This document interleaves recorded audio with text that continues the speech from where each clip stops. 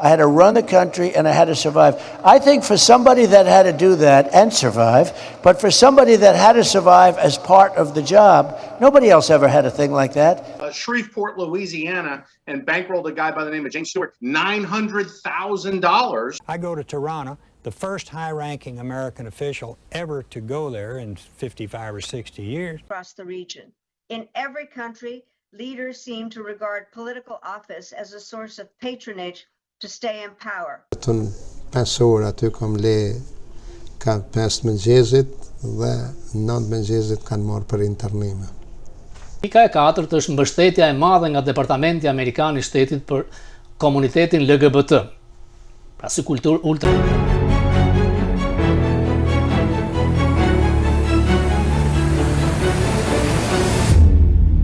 Të nderuar miq, mirëmbrëma. Video e javës 0.14 sekonda dhe një ndeshje basketbolli përmbys. Temple did not foul and shot on the step back, still buries the three, and it's tied at 110 with 1.4 seconds. And you know what's interesting about that? He was trying. Oh, Graham! Count the bucket for the win. Devontae Graham walks it off. U mbyll turi historik Trump-O'Reilly. Javën e kaluar dham 2 takimet e para në Florida, sot do të jam i 5 në 2 me lejen e O'Reillyt, klipe nga takimet në Texas. Këtë radhë, presidenti Trump është më modest, më i përmbajtur, thotë që sukseset i arritëm ne, nuk i arrita unë, përmend vaksinën, përmend Afganistanin, dhe thotë se presidenti Biden po ja lehtëson shumë rigarimin për të fituar si president sepse kotat e Bidenit kanë rënë shumë dhe Trump ka drejt. Por do duket sikur do të kemi një përplasje një 77 vjeçare Hillary Clinton dhe një 78 vjeçar presidentin Trump. Ndërkohë, Biden deklaroi se do të garojë përsëri. Por kjo do të ishte një goditje fatkeqësisht për demokratët. Të dëgjojmë pjesë klipe nga turi historik i presidentit Trump me gazetarin O'Reilly. They're crazy, which I don't think they are. They're stupid, which I don't think they are.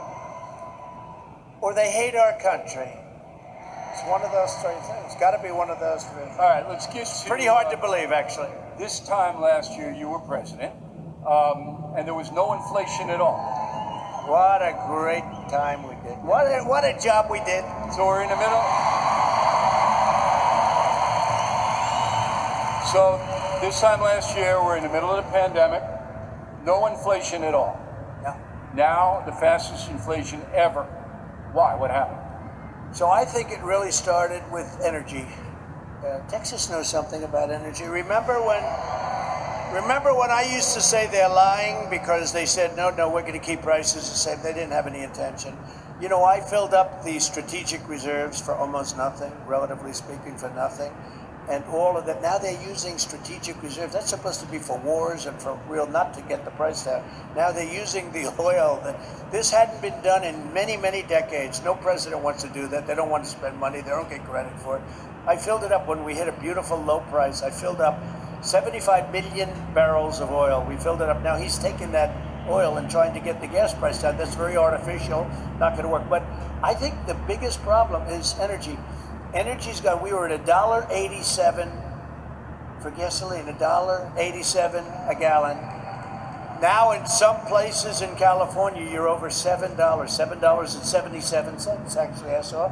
But the rest is following. And in a lot of places here, but in a lot of places, you're at $4 and $5. It's going way up. And I used to say that in the campaign. I never knew it was going to be as bad, and I never knew it was going to be as fast as it is. But when energy goes up, everything goes up. Everything goes up.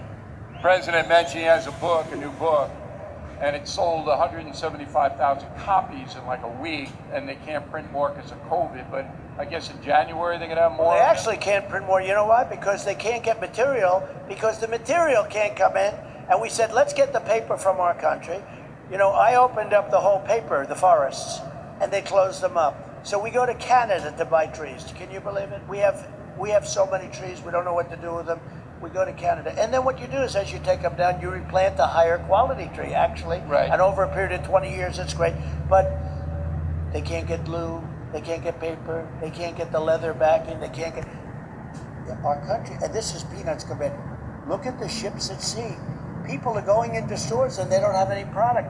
Who ever heard of this before? This was never something that was ever discussed before a few months ago. They are destroying our country. But our country has never been more respected than it has been over the last 4 years, our 4 years. Our country was never so respected. Militarily, economically, China respected us. China wasn't flying planes and talking about Taiwan, and Russia wasn't going to go into Ukraine, I guarantee you that. And I've had discussions with them on that. You can't do it, don't do it, don't do it. And they didn't. As soon as I'm out, all of a sudden it's like, you know, we have a lot of different fronts. And don't underestimate North Korea, because he's a man that does not respect our government anymore. Natyrisht që media e majt nuk i ka dhënë hapësirë dhe kishte edhe pandema se pak njerëz morën pjesë, por në fakt ka ndodhur e kundërta. O'Reilly është përgjigjur duke dhënë prova, foto nga njerëzit të cilët me biletat paguara merrin pjesë në këto takime me presidentin Trump, që nuk janë mitingje fushata elektorale, por ai shpjegon pikërisht suksesin sipas tij për 4 vitet si president. Në fakt, ekonomia ka qenë ndryshe, ka qenë shumë më mirë, sot ka inflacion dhe ai është pyetur për këto. You negotiated yourself with the Taliban leader Abdullah. It was you and him, mano a mano, right? But you left out the sitting Afghan government. They didn't have a say in it. In hindsight, was that a good strategy? Yeah, because you didn't have a government. Look, you had Ghani. I said from day one he was a thief. I told you that years ago. This guy had the greatest line of crap. Oh, Mr. President, thank you so much. Oh, you're so wonderful. I went to see our soldiers, and I met with him. I was in Iraq. He came in, and he sounded like the nicest guy, but he wasn't. And when he left, I was right. I always said that he would be, it's interesting, not to build up 60 Minutes, but I watched him on 60 Minutes like 4 years ago. They said, how long would your government last if the United States left? He said, it would almost end immediately. I said, then what the hell are we doing? We're not going to stand there forever. But I could see him, and he was a total crook. This guy took out so much cash. Did you hear the story? Now, I don't know if it's true or not, but I think it might be. A lot of this stuff is true. He had to leave cash, millions and millions of dollars when he was leaving. He was fleeing. And I always said he would leave about a week before we left because he didn't want to be there. He wouldn't have lasted. Right. He wouldn't have lasted 24 hours. He had to leave the cash on the runway, millions and millions of dollars, because it didn't fit into his helicopter or his plane. Tell us about Putin now. So he has 150,000 or so troops poised to invade Ukraine. No one knows if he's going to do it or not. So my question is Putin ready to start a war? Do you think he wants to do that? Okay, first of all, you never heard about this when I was president. You never heard about this. They didn't have hundreds of thousands. I hear it's up to 175 and going to 200,000. It's a lot of people. You never heard about Taiwan having bombers flying all over the place. They're flying bombers over because President Xi respected our nation. I won't even say respected me. He respected us. He respected us as a nation. He respected me. And Putin respected us as a nation, respected me. I got along with both of them. And frankly, until COVID came in with President Xi, I had a great relationship with both of them. But you know what? I think he's negotiating. Now, when you dealt with Putin, did you see anything about him that was worthy? I mean, look, Russia's people hack us.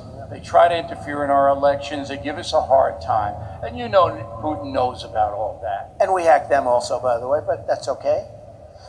But was there anything worthy about Putin? Did you have any common ground I think with he him? has a great way. He's a leader. He's sharp. He's at the top of his game. Our guy was never at the top of his game. You could go back 30 years ago, he wasn't at the top of his game. It's true. It's true.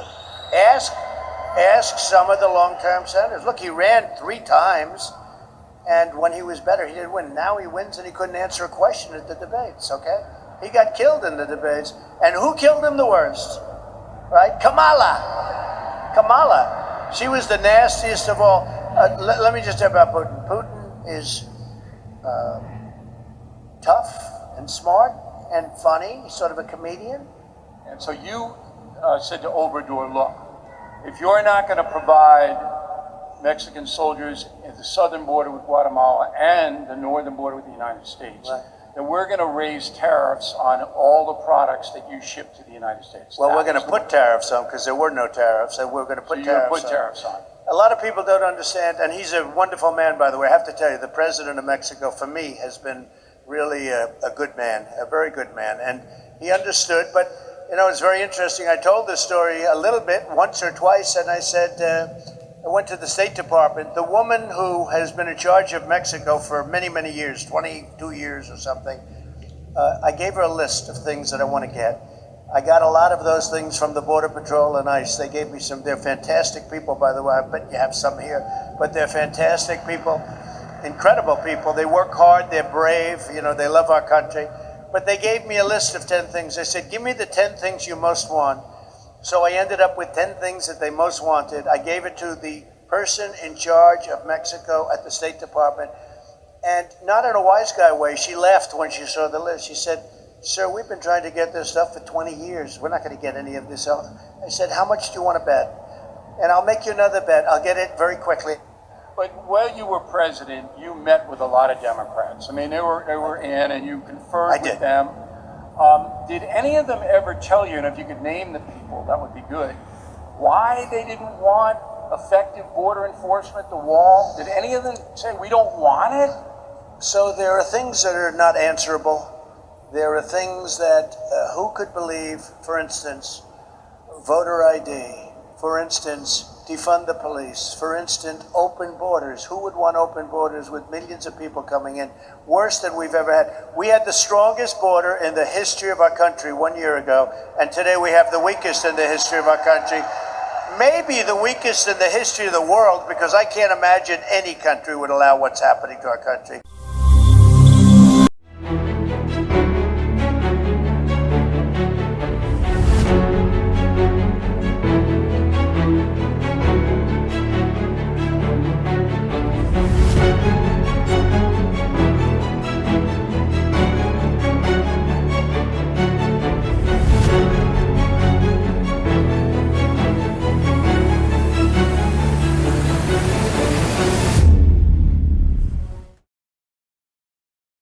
Change your style at all? Should I? I get that question all the time. Look, remember 2 things. Number 1, I got in, and from the day I came down the escalator with our First Lady, from that day, I was under major criminal investigation. I had to do 2 things. I had to run the country, and I had to survive. I had the worst scum in the world that's been there for years and years. You know, this is years of stuff. I had to run the country, and I had to survive. I think for somebody that had to do that and survive, but for somebody that had to survive as part of the job, nobody else ever had a thing like that. There's never been a thing like that, ever. If Iran has a nuclear weapon, these people are crazed. They will use it. This is a religious thing. These are fanatics. You can't let it happen. And under the Iran nuclear deal, they were going toward a nuclear weapon very rapidly. It also ended in a very short period of time. I ended it, and I had them on the run. They would have signed.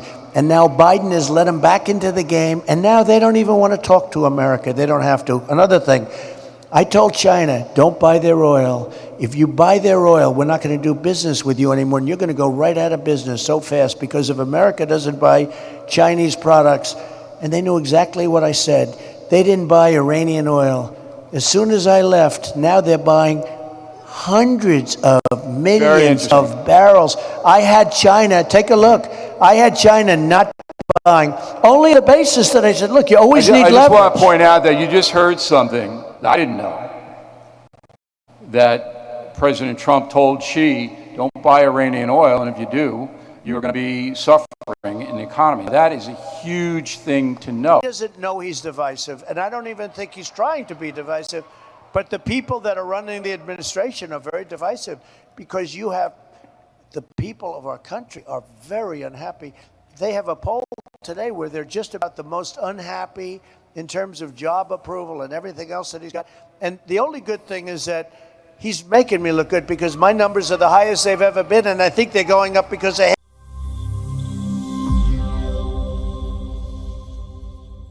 We did something that was historic. We saved tens of millions of lives worldwide. We, together, all of us, not me, we got a vaccine done, 3 vaccines done, and tremendous therapeutics like Regeneron and other things that have saved a lot of lives. We got a vaccine done in less than 9 months that was supposed to take from 5 to 12 years. Because of that vaccine, millions and millions of people, I think this would have been the Spanish flu of 1917, where up to 100 million people died. This was going to ravage the country far beyond what it is right now. Take credit for it. Take credit for it. It's a great, what we've done is historic. Don't let them take it away. Don't take it away from ourselves. You're playing right into their hands when you sort of like, oh, the vaccine. If you don't want to take it, you shouldn't be forced to take it.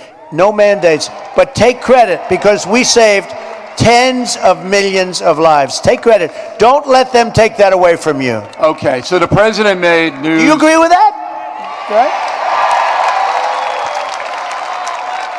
Both the president and I are vaxxed, and did you get the booster? Yes. I got it too. Okay, so Don't. That's all. It's a very tiny group of it. Ju kujtojmë edhe një herë pjesë nga turi në Florida për ta plotësuar këtë tur historik të Trump me Riley, dhe për të ritheksuar edhe një herë që a do të ndryshoj stili i tij. Është vështirë që kjo të pranohet nga ai, sepse ai thotë që ndaj meje janë sjellur me egërsi dhe unë më është dashur të përgjigjem po me egërsi.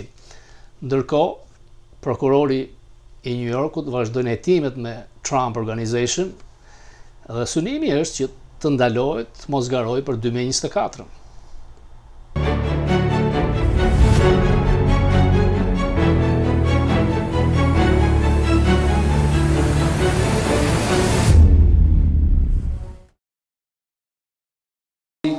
speaking with the most. I mean, many of them. You know, the ones I did the worst with were the weak ones. We had weak leaders in the world, too. The ones I did the best with were the tyrants, and they all say, oh, he loves tyrants. He wants to be a tyrant now. I just, for whatever reason, I got along great with Putin. I got along great with President Xi of China. I got along great with Kim Jong-un of North Korea. And isn't that good? Isn't that better than having a nuclear...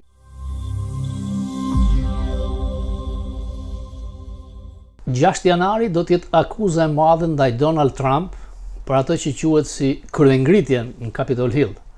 Por ai ka deklaruar Bill O'Reillyt se unë i kam thënë sekretarit mbrojtjes që t'i kërkonte Pelosit 10.000 trupa shtesë policore. This is going to be really big. And I asked the Secretary of Defense, I said, I think you should recommend to Nancy Pelosi and to Congress, because they're the ones that control it, I would like to recommend 10,000 National Guardsmen to go and to police here, just in case. I mean, it's a massive rally. This could be over 1 million people. And by the way, I think it was substantially over 1 million people. You never hear that, but I think it was substantially. Did the DOD go to Pelosi? Yeah, he did. And they turned Chris Miller, who was a great guy and did a great job. He went to them. I didn't do it as an order, I did it as a suggestion. Because remember, they run the police. Right, in the district. Pelosi and Schumer run that whole operation. So a lot of people don't know this, they don't like to report it. So they went there, they recommended that I said, only because I knew the size of this crowd was going to be enormous. What you see there was, again, a very small number of people relative to the people that heard the speeches and went home. And I said 10,000 people. And Nancy Pelosi turned it down. Did you ever ask her why? Did you ever find No, out? I didn't ask her why. Okay. She'd give Well, next me time the I wrong talk to her, I'll answer. ask It'd be her. a good thing. Next time you talk to her, ask Right. her. Anybody want to ask her why? But you don't hear that. I mean, I'll bet you most of the people in this audience have never heard that before. So I recommended 10, but I said do whatever they want. So we couldn't use that. We can't say keep America great, because I know it's a horrible thing to say, but I don't feel America right now is great. I don't feel it, and neither does anybody in this audience feel it. We're all embarrassed, Bill. We're embarrassed by what happened, whether it's at the borders or Afghanistan. And as bad as the borders are, I think the single most damaging, most embarrassing moment in the history of our country was when we fled Afghanistan, the way we got out. Not getting out. We should have gotten out with strength and dignity. And we got out like, I won't say it, we got out in a way that should never ever happen to this country again. But every one of those leaders that you're asking about, every one of them is watching that. Okay. And they no longer respect our country. So I'm trying to assess Putin and Xi. Who between the two is a bigger threat to America? When you have nuclear, everybody's a threat. That's why I ended the Iran nuclear deal, because Iran was a threat. And I think they're going to give it back to them, which is not even believable. And if they do, Israel may not exist for very long, because that's what they have in mind. You can never do that. But I think when you have nuclear weapons, it's a different ballgame. There's two individuals who can order the nuclear weapons. Let me tell you about both. I know both of them even better than I know you, and I know you pretty well, but I know It's both frightening. of them even better. I would say this, both very, very strategic, very, very smart. They both love their countries. They really do. They love their countries. They were afraid of this country, of our country. They're no longer afraid. They have no fear of our country anymore. They have no fear because of the leadership. A year ago, they had tremendous respect and fear, whatever you want to call it. Today, they have none. I think they're both at the top of their game. Our gentleman is not at the top of his game, but most importantly, I'm not sure he ever was. If you look back at his record, if you look back at the decisions he's made over a 40-year period, he has never been at the top of his game. We'll get to him. But you still haven't answered my question. Who's more dangerous? I think, honestly, I think they're both dangerous. It depends on what day you're talking about. China has a massive military. I did ask this question to Putin, because Putin is an interesting guy, but he's a little bit, he loves comedy, believe it or not, and he loves sarcasm. And usually I'd ask him about a question, and he'd say things like, oh, they're sort of like nothing. I asked him about China, and he was very serious. He said, exact words, they are a great and powerful force. They are a powerful, powerful nation. There was no smiling. There was no anything. There was no anything. How do we fix journalism in this country? Take it and run with it. Well, I think the first thing, and I really mean this, it's we talked about how evil it is, how corrupt it is. I say it's the enemy of the people, and it is. And it's hard for you to know. He understands it better than anybody probably in the world, maybe me. But you know what? When you know, like, a subject really well, and you're part of the story, if you're a carpenter, if you're an electrician, if you're a Wall Street guy, if you're whatever, you don't know if the story's like correct or not correct. So you're reading something and you assume it's correct. We took the ratings of the press from very high to, I think it's lower now than Congress, if you can believe that, okay? But the way, I think the only way you're going to fix it is you have to do something about the libel laws. Our country has been run by fools and idiots for a long time. And we just can't let that happen anymore. And then we have an election that was a disgrace. And now we have people that are destroying our country. Our country is being destroyed before your very eyes. Our country is being destroyed with millions of people coming in, with a military that's not allowed to do what they do, which is ideally nothing. You know, when you have a really strong military, you're not going to have to use it. When you have a weak military, that's when you're going to have to use it. But our military was so strong, Bill, so powerful, nobody would have played games. And in one horrible day in Afghanistan, the whole world no longer respects our military and no longer respects our country. But we can turn that around, make America great. If you had one thing to do differently during your presidency, what would it be? So, it's a great question. It has been asked a few times, and you know, there will always be things you would do differently, no matter what whether it's your business or your personal life, no matter what. When I came to Washington, I was only there 17 times in my life. I didn't know the people very well. I had to rely on people to give me recommendations.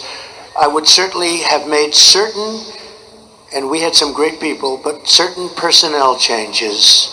I would have had a few other, he says Attorney General, how about that? Now, I would have made some other choices, and now I've been there for 4 years, and I'm sort of still there because everyone's calling, you know, wanting me to endorse and giving me recommendations and all of these things.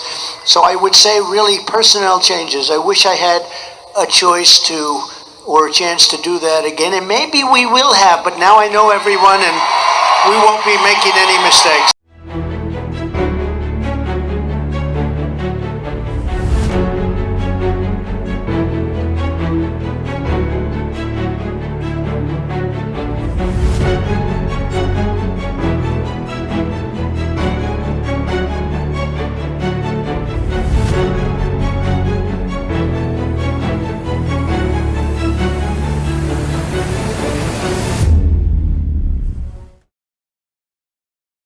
Be honest, look, we've got a president. No, we've got to be fair. We've got a president. They're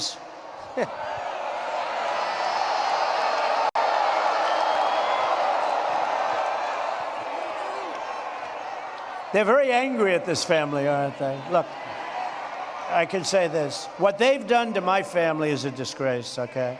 What they've done to my family. And people want that to happen. It's almost a question that I get more than anything because you know it's so corrupt. And again, it's being looked at right now. It's a shame that it has to be looked at. Millions of dollars came out of China. Millions of dollars came out of Ukraine. Millions of dollars came out of Russia. These are all places that we're dealing with now.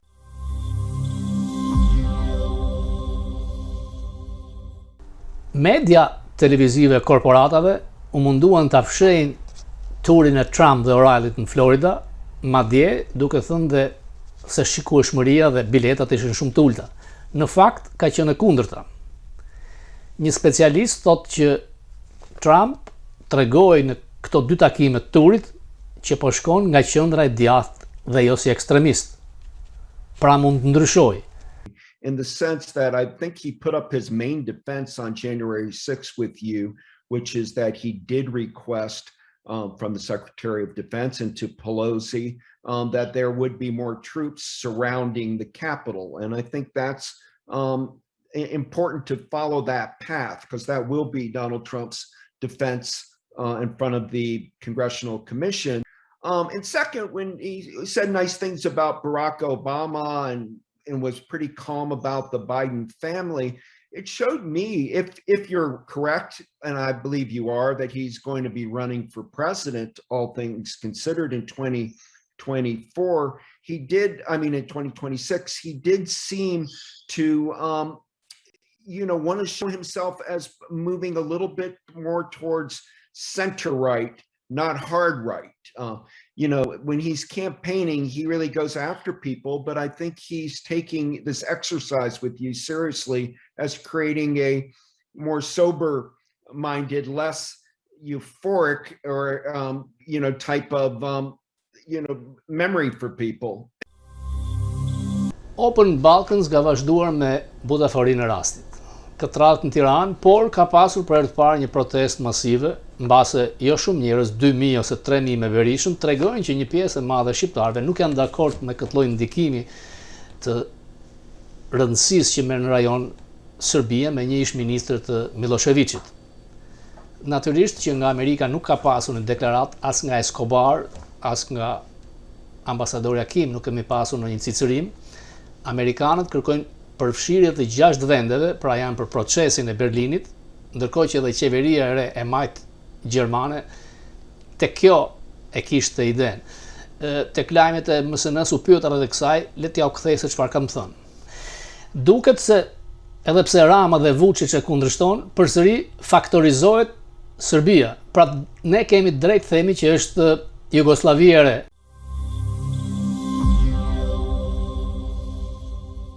Skandaloze përsëri ishte që Aleksandr Soros, i cili tani ka marrë mbretërinë e Sorosit, është pikërisht në takim, duke mos pasur asnjë post qeveritar, asnjë pozicion, por thjesht si donator, por është ideatori kësaj platforme për Open Balkans, bashkë me Victoria Nuland, e kam theksuar disa herë, e cila është numri 3 në Departamentin Amerikan të Shtetit.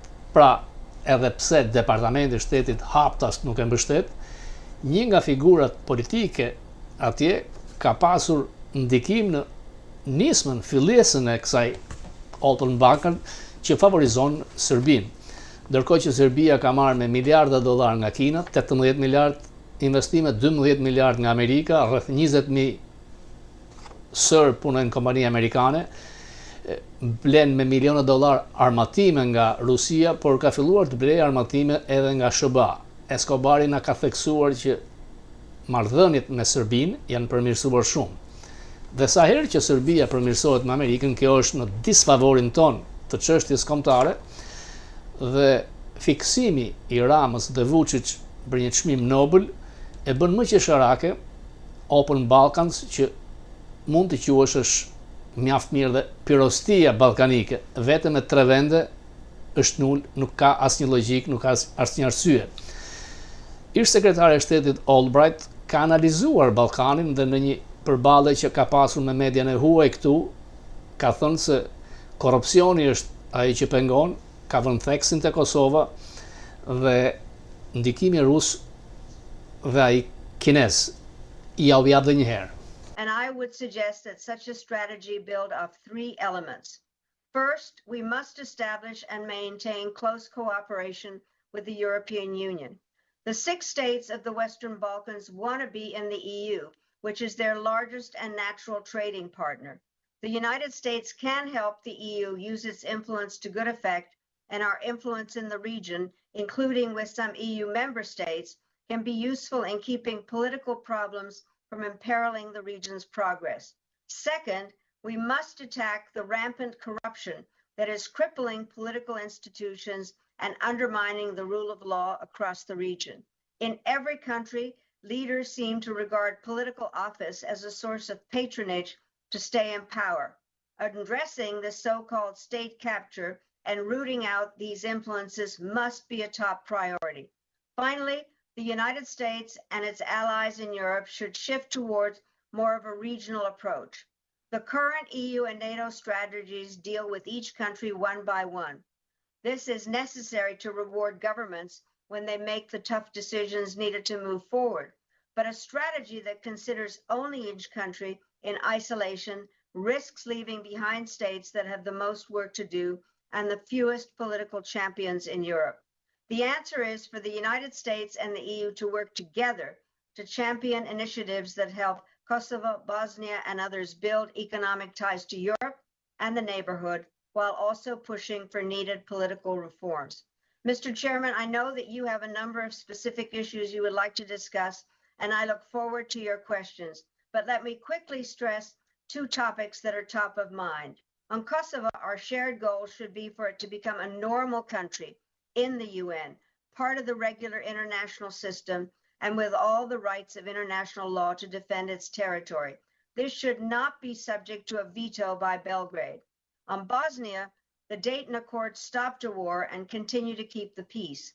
but the governing arrangements are now captured by leaders among the three groups that negotiated the peace.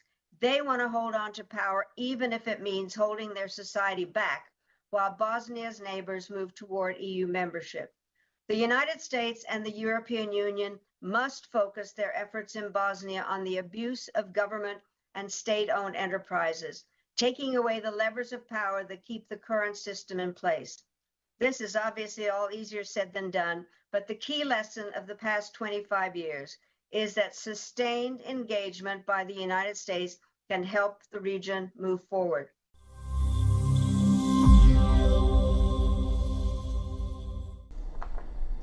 George Soros ka dhënë rreth 16 miliard dollar të ndikojnë në politikën amerikane. Tashmë i kanë transferuar fondacionit të tij 30 miliard dollar, dhe kjo do të kontrollohet nga i biri Alexander Soros, një open gay, pikërisht për të ndikuar në politikën amerikane, por dhe ndërkombëtare. Kontrollon shumë mediat kritike ndaj tij, thuajse nuk ka. Edhe në Fokus News, që është kanal ultra i djathtë ekstremist, nuk thot asgjë kundër tij. Madje kur ish speaker i Kongresit Newt Gingrich kërkoi të fliste, e ndaluan. Shifrat e fundit janë që rreth 50 milion dollar në vit, Soros, si fondacion, paguan për media organization këtu, në SBA. Imagjinoni se sa paguan për botë. Duke parë që nuk mund të ndikoj dot në sferat e larta të politikës amerikane, në White House ose në State Department, ata e kanë spostuar vëmendjen e tyre. Në 8 vitet që Obama ishte president, vetëm 5 minuta ka folur në telefon me Soros. Pa ai ka pas lidhje me Nuland dhe emailët shumëta me Hillary Clinton. Pra, segmentet e ulta të departamentit kontrollohen nga njerëz të tij. Atëre, synimi i tij ishte të kapen sekretarët e shteteve në për shtetet amerikane. Pra, si është sekretari i shtetit në rang federal, ka sekretar shteti New Yorku, Connecticut, Texas, Florida. Nuk janë pozita që kanë ndonjë gjë të madhe në dorë, por kontrollojnë procesin zgjedhor. Dhe Soros, pikërisht në betejat për sekretar shteti brenda Partisë Demokrate, fut gjithmonë kandidatët e tij. Kur përballë ka një republikan, njerëzit nuk votojnë për Soros, e njohin dhe urrejnë. Por kur janë midis dy demokratëve, zgjidhet pikërisht, dhe kjo pati një ndikim sepse në Pennsylvania dhe Michigan ishin dy sekretarë shtetit të ndikuar dhe të sponsorizuar nga ai. Duke parë që nuk merrte dot betejën e sekretarit të shtetit, filloi me bordet e shkollave për të ndryshuar kulturën amerikane dhe këtu ka pasur një sukses, por reagim i madh ka ardhur nga konservatorët republikanë. Atëherë kanë investuar miliona dollar tek prokurorët e përgjithshëm. Në Amerikë, në shtetet ndryshme, në komte, prokurori i përgjithshëm është me votim. Dhe kandidatët e mbështetur nga Soros mbështesin dhunën, shkatrimin e pronës, vjedhjet, pra nuk i ngrenë si çështje, nuk arrestohet. Pra prokurori nuk ka çështje për një vjedhje makinash, vjedhje nëpër dyqane, nëpër shitore, vjedhje prone, duke mos i quartur krime dhe duke thënë që janë bërë padrejtësi të mëdha ndaj amerikanëve me ngjyrë. Ndaj, dhuna është rritur shumë, vrasje, shkatrime, madje edhe në shtetet republikane, disa pamje nga aeroporti i Miamit. Pra është krijuar një ide, sepse siç do thoshte edhe Trump në një pjesë të intervistës tij me O'Reilly, nuk i kishim dëgjuar kur hiq fondet policisë, të votojmë pa karta identiteti, kufin të hapur, një papërgjegjshmëri totale e sponsorizuar nga Soros. McKay është një gazetar që jep disa shifra. The public good, and I guess the only way to do it is to try to counter it with, money to fund DA candidates that oppose people like Chesa Bowden in San Francisco, or George Gascon in Los Angeles, or Kim Foxx, or some of these other folks. Came along, a DA race, even in a big city, was $150,000, $200,000 race, right? He came in Shreveport, Louisiana, and bankrolled a guy by the name of James Stewart, $900,000 in a DA race in Shreveport, Louisiana. Nobody had ever seen this kind of money before. It was a $100,000 race before. That's not a totally violent crime. This guy Krasner in Philadelphia, where they've had 500 murders this year, where there was a very well publicized institute of a gang rape on a train, and everybody pulled their phone out and took video rather than call 911, because what's the point of doing that? I mean, that was 1.4 million.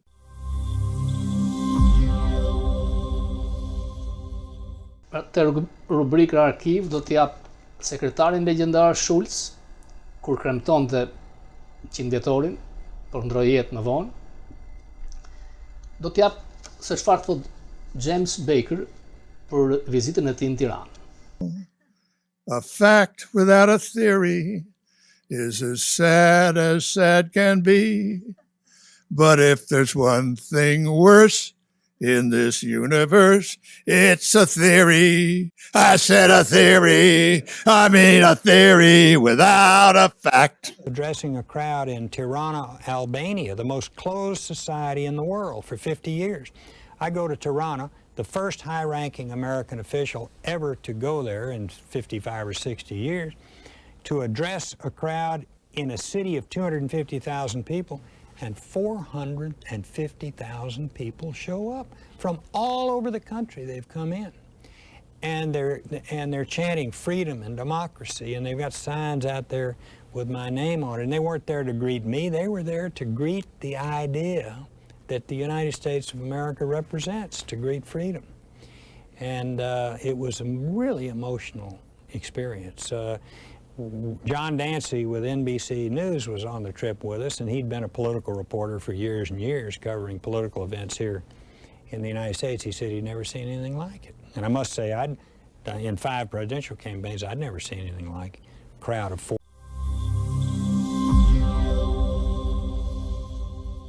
More diverse institution that can deliver for the American people in what is an increasingly complex and competitive world. Sekretari Amerikan I Shtetit Blinken ka mbajtur konferencën e fundit shtyp në departament dhe gazetarët kanë qenë të zgjedhur natyrisht për të mos e sulmuar shumë dhe kjo u pa.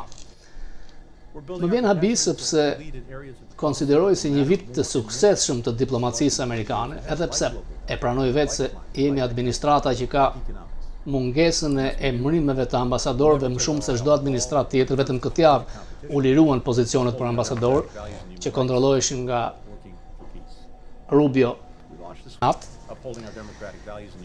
pikërisht me lehtësirat që i bën Rusisë për gazin me Gjermaninë. Ai madje quajti sukses edhe tërheqjen e trupave nga Afganistani. Unë kam pasur Glenn Beck, gazetar i shquar konservator, i cili thot që Blinken ka qenë skandaloz, Departamenti I Shtetit gafat mëdha dhe ka frenuar disa avion në Shqipëri, edhe njëra I segment. Your scheduled vacation. He is running the State Department and he takes his scheduled vacation? That's insanity. It's insanity what's going on. It could be low-level people. There was enough incompetence, absolute incompetence, that a lot of it can be blamed on that. However, not all of it can be. The higher levels were obstructing. We had an ambassador called in Albania. We were getting ready to move a flight of people to Albania. The ambassador was called by the U.S. State Department and told not to take any of those refugees. Why? Blinken ka folur edhe për marrëveshjen me Iranin. Trump tha që unë tërhoqa sepse Irani synon të prodhoj armë bërthamore dhe ta përdor të zhduk Izraelin. Janë fanatik, fetar, nuk diskutohet, thot. Amerikanët tashmë me Biden përsëri po angazhohen me Iranin dhe Blinken këtë e quan një sukses, por në fakt nuk është. Këtë javë, zyra e shtypit e sekretarit shtetit për median e huaj na solli një njoftim që sekretari ka emëruar një koordinator për korrupsionin global. Do të jetë një zyrë që do të ndërthur interagency, pra FBI, CIA, Thesarin, Departamentin e Drejtësisë, për ta ngritur në një nivel më të lartë luftën ndaj korrupsionit. Ai thotë se do të punojmë ngushtë me këto interagjenci, do të ngrejmë një fond special për të ndihmuar në gjurmimin, hetimin dhe ngritjen e akuzave me vendet partnere. Nuk përmendet me emër Shqipëria, por natyrisht dihet që korrupsioni është shumë i madh tek ne. Blinken ka thënë se do të punësoj ekspert për gjurmimin e parave të pista, për të ndihmuar ngritjen e strukturave me vendet partnere, për të dërguar ekspert, për të ndihmuar në reformat e drejtësisë, reformat institucionale dhe se si të ngrihen çështjet për të dërguar në gjykatë. Do të krijohet një fond special për hetimin e korrupsionit. Ky koordinator do të ketë ndërlidhjen e disa interagjencive që thotë, do të thotë FBI, mund të jetë CIA, Departamenti i Drejtësisë, që të kemi realisht dosje, jo si dosje e zotit Berisha.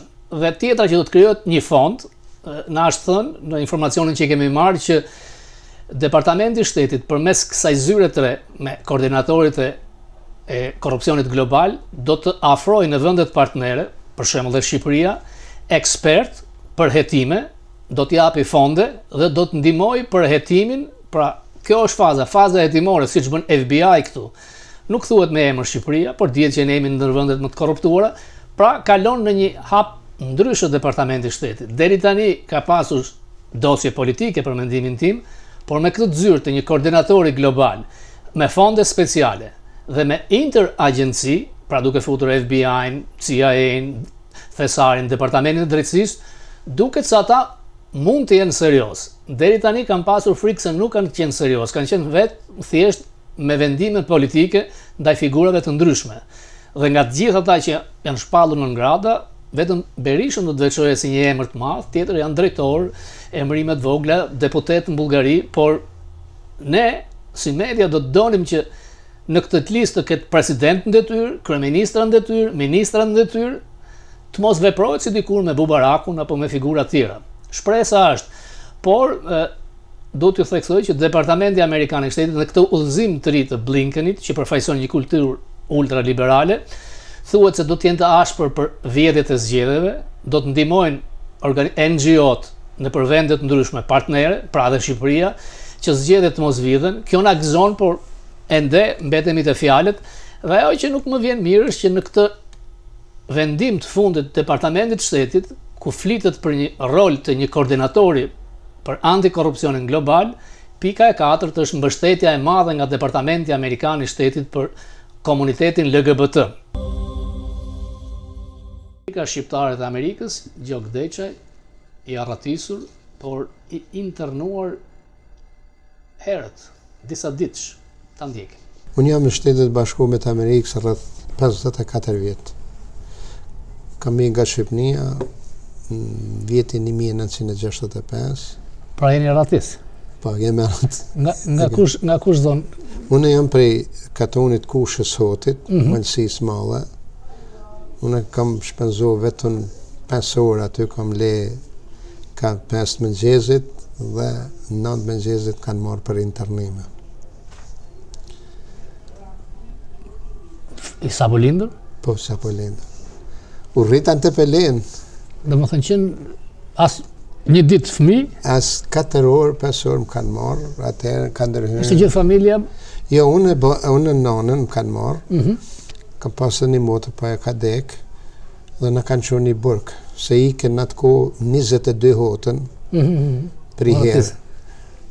Baba sa kanë në njerë kështu, po njeri thjesht po i të si zgjutë, se në dhe avon menën për kam me qëfaros, se kishin një komunist i lajmos që do të bënd një masakër. Dhe këta u banë gati, ka nik 22 hotën e dalë një Jugoslavi.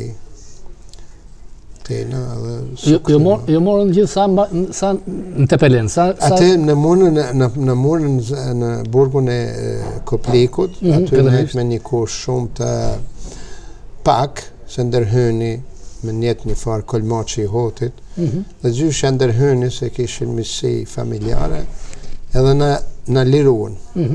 Pa mas 6 mujve të në morën për drejt për internim. Në Tepelen. Tepelen 1949. Ai kampi I famshëm që flitet në Tepelen. Kampi I famshëm ku është tragjedi, është shpallur Auschwitz I dytë. Po, për Shqipërinë është. Edhe a kanë në kampet e përqendrimit më të këqija që kanë vdekur një ditë rreth 32 fëmijë kam Klara Milika Miraka ma ta thënë. Kanë dek fëmijë, kanë dek pleqe plaka. Enver Hoxha bani një luftë tash për kundra pleqe plaka e fëmijëve grave. Që s'kishte ndodhur në Shqipëri herë tjetër. Është një masakër e madhe, po ka pas kampet përqendrimit. Sa vjet qëndroi familja në Tepelen? 15 deri në 54. Kur u mbyll kampi nga OKB-ja. Nga aty pastaj? Atë shkuam në kampin e Lushnjës, në Savër, po. Ba me 3 vjet në Savër, nana najti aty rreth 7-8 vjet. Nana ka bën rreth 29 vjet në për kampet e përqendrimit. Savrën e mban më? E majmen shumë mirë, edhe Lushnjën e majmen. Kam memri shumë që I majmen. Sa vjet keni ndonjë në Savër? Në Savër kam nejt 3 vjet. Pastaj? Atena mësa nej u lirova, më shtinin nga ta thot dhe të vinë Petër Drumja, general Petër Drumja, dhe ta do të më ullë, ta dalë për para, në me kazu, unë I dola për para. Tha, qëfar ankesa, tha që unë kam marrë këto, asë një babën, baba më kalon në barkë, unë mësë dhe jau shkam le, me ma qitja të babën të mu jam gati, edhe me mytë se zdi.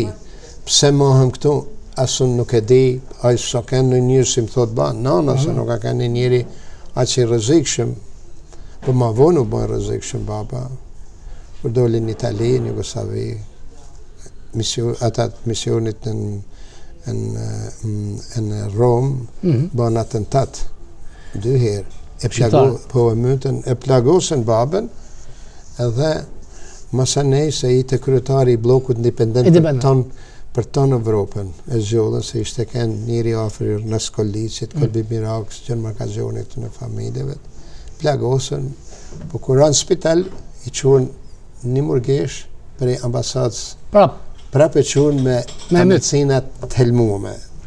Ishte njëri rëzishëm për qeverinë, ishte u baj, se kur ma mund gruën e djallin, ta kam humë që shka tjetë, për shka jetaj.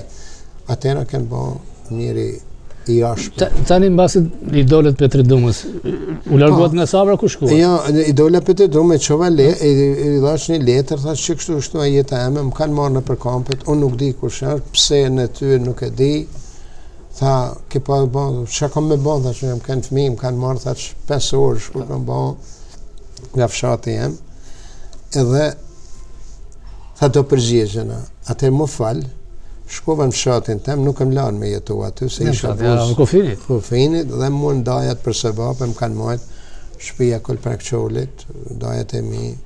Mos ishin kënë ata unë nuk isha kënë gjallë. Ku ishin dajat në qërëvëni? Në katon të kastratin, malësis madhe shkollë. Ishte largë kofini, ja?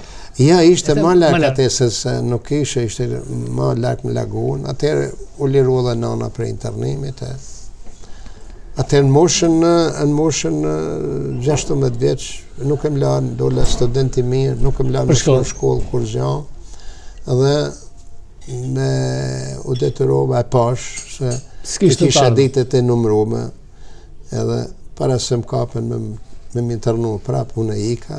Dolet nga... Dole në Malzi. Nga liqeni, nga buna? Ja, dole nga leqet e hotit, nga kelmenit. Ishte vështirë tike? Ishte vështirë, po të zenshin në atë kote, mund të mershin 25 vjetë burko, po, zoti keme mu me një shok temin. E keni njofë dhe zonën? E nishim zonën, po. A I shoku em se e kishte shkuën ata, e ke dike, dhe pështu me fati. Po, ishte frika se Jugoslavët dhe I ktheni? Po, I kthenin, po aty më ka pështu shpia Rokokeqit, ka njeri shumë I njoftë. Nga Krakufinit dhe ndej? Po, kërë dërzu me të hala e babës, nejt me 2 muaj në burg.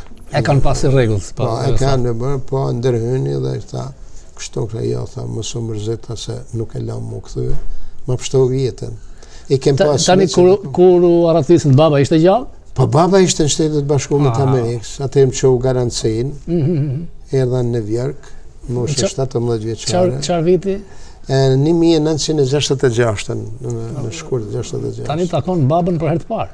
E para herë për takoj babën. Fotografi me fotografi, kur afrit me më tha, a jeti djali em, thash nuk e di, thash, a jeti baba em, thash, kam marrë, se kam dash tjetër zotit veç me takoj herë, se kush je, kë njerë kaq kriminal, që kam nejtë 16 vjetë, që kam hek keq në për kampet e internimit, 8 vjetë, 7 vjetë të dajo që më kanë. A ndjen të baba një lloj fillomi qajtë. Pengu, do me thënë, që se prej me e vujnë këta. Po, e ka majtë, nuk kanë martu kur.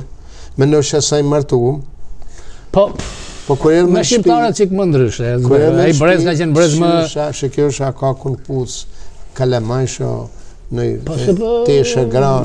Ai që është, edhe unë e kisha. Tha pse po ban, thash. Me papa se i martuam, tha që unë do iksha, nuk dhe rejë. Po ka do shkoj që ti s'ke pare. Kur s'ke respekt, tani... Për shkurtimisht, por ka ishte jeta e jonë. Ka shumë, kam rastet të tilla, Ajredin Frateri, që është miku im në Shqipërinë, ai se takoi teatrin kur. Dhe atë e kanë vranë New Jersey. Po, këtu, ha? Po, edhe ka shumë si rasti plagosjes që thone ju. Këto lloj dosjesh duhen hapur, domethënë dosjet e sigurimit për diasporën, sa kanë vrarë, sa kanë futur, sa të dërgonit. Unë vje keq pa përsëriti fije pak për kampet e tërnimit, kanë kënd të mërshme. Ka dishin gra, fëmije, të ri, këta, po të rritë kanë kënd një fije matë, po 700 gram 24 orë buk, të në Amerika bolë, se 700 gram janë bolë, se ke salade, ke mishin, ke tjerë. Po, kam pa torturime, i bishin qentë nga Gjirokastra. Me ne gjithë familjet bashkë në një barak, të ndame me qarqaf? Na mërqin kim qatë. Mani ka kenë aty një njëri prap me përmen, zdo me përmen, se ishte ajo. Ai Marshall Tomi, do me thënë që ka ban tortura në gratë shqipte. Marshall Tomi. Marshall Tomi? Po, e kam lyp. Ma se ka vdek? Robert, e kam lyp, me Gjebral, po kishte pa ngorëll. Ma mi me thënë ngorë se ka vdekur, i torturujt e gratë. E poshtë. Ka ne i kapte ma ep me ta bat punën, me i përdhënua. E maj men kur kena ardhen, nuk e din që dhe në qytet me kolonat të internum që ishim të ardhë me ardhë në Lushnje, ka dalaj aty, e maj men se ishin të lidhën, ka kësy nana dhe... Ishin të lidhë njerëzit? Po, ishin ka dy të kapën, ka kësy nana dhe me një gru tjetër, të në nuthë, ka vdeka jo tash, 19 vjeç, ku e pështynë ato. I thanë, e zëtë që... Nga hoti dhe, si ishin... Dhe janë shumë gjona, që s'kanë bon. Unë nuk e kuptej një gjonë, një Robert, për shemë Plumb Gjufin, a i thotë sa historian, po për mua është një njëri i keq, burr i pa shpirt, është kriminal.